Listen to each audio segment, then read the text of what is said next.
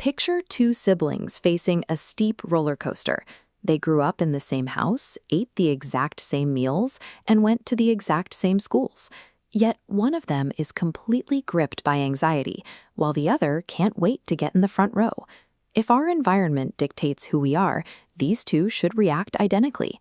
On the other hand, if our genetics control our behavior, children from the same parents should be far more similar than this.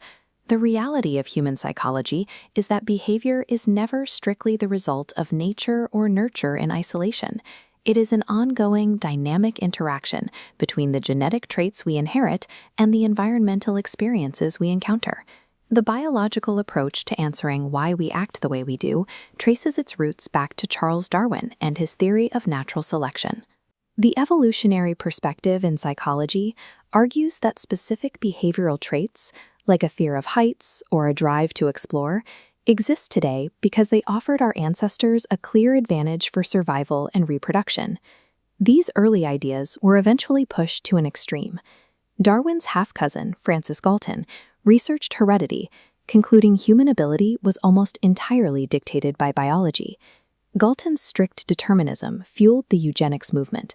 This was a discriminatory campaign aimed at engineering human populations, built on the flawed assumption that biology is strict destiny and environmental factors are irrelevant. The eugenics movement serves as a stark historical warning. It shows what happens when society makes sweeping assumptions about human behavior without relying on ethical, carefully controlled scientific methods. Today, psychologists study the intersection of genes and environment through behavioral genetics.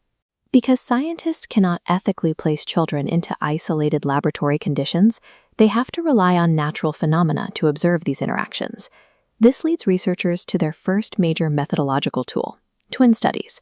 Psychologists look specifically at the differences between monozygotic, or identical twins, and dizygotic, or fraternal twins.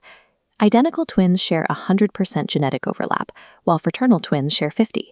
If they share behavioral similarities more often, we infer strong genetic influence. In adoption, aligning with biological parents points to heredity, while aligning with adoptive parents points to the environment. Together, twin and adoption studies give psychologists a framework to isolate these specific variables and measure the exact impacts of heredity versus environment.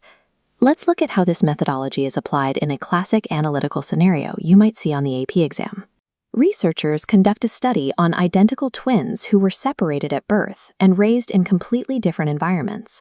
Years later, researchers discover a high concordance rate, or high similarity, for a personality trait. To conclude, we evaluate the variables. The environmental variable was completely different, while their genetic makeup was held entirely constant.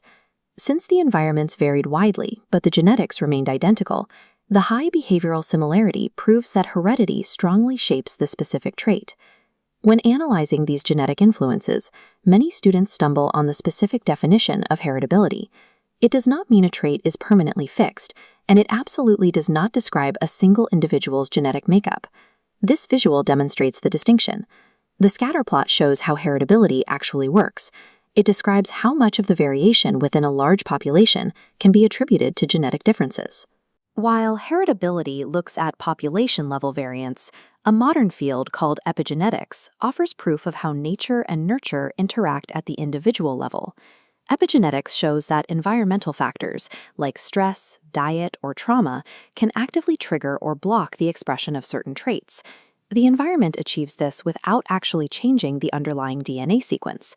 We are not built by static genetic blueprints. Our environment actively reads, highlights, and alters how those blueprints are expressed in our daily lives. Let's test your grasp of behavioral genetics and the evolutionary perspective. Question 1. What is the primary difference between monozygotic and dizygotic twins, and why is this useful to psychologists? Question 2. How does the historical eugenics movement serve as an ethical warning about the evolutionary perspective? Question 3. True or false? Heritability describes the exact percentage of a single individual's behavior that is caused by their genes. The answer is false. It applies to population variance, not a single person. As we have seen, human behavior is a dynamic mystery. We can only solve it by understanding the ongoing interaction between the biology we are born with and the world we live in.